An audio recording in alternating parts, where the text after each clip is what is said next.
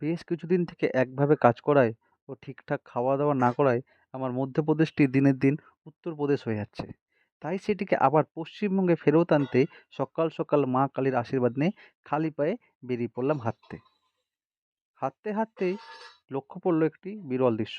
কিছুদূর গিয়ে দেখি ২ বুদ্ধিজীবী বিশেষ রাজনৈতিক বিষয়ে চর্চা করছে এবং তাদের চর্চা না শুনে আমি সামনে গিয়ে পড়লাম। সামনে গিয়ে দেখি ৩ টে যুবক এত গরমেও খুশি।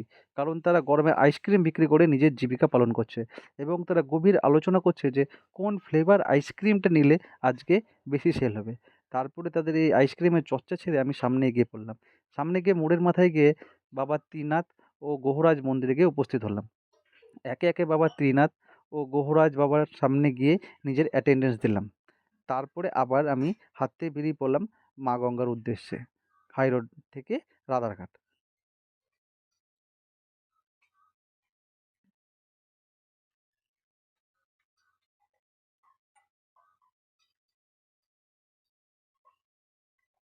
তারপরে কিছুদূর গিয়েই আমি পৌঁছে গেলাম মা গঙ্গার সামনে রাধারঘাটে। তারপরে সেখানে গিয়ে সকালবেলা সুন্দর মা গঙ্গার দৃশ্য এবং এই প্রকৃতির সুন্দর হাওয়া খেতে লাগলাম।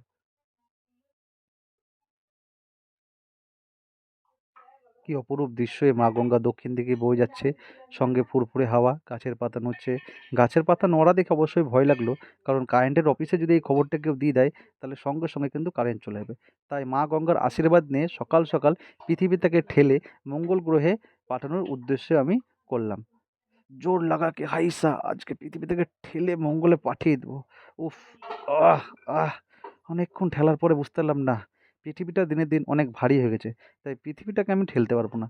তাই পৃথিবী ঠেলার ব্যর্থ চেষ্টার পরে আমি কান ধরে উঠবস করে নিলাম যে না, আর এ ভুল আর হবে না কোনোদিনও। পৃথিবী ঠেলা আমার দ্বারা হবে না। এবং আজকে সকালের যাত্রা এই কান ধরে উঠবস করার মধ্যেই আমি শেষ করলাম। যদি ভিডিওটা ভালো লেগে থাকে আপনারা অবশ্যই লাইক করবেন।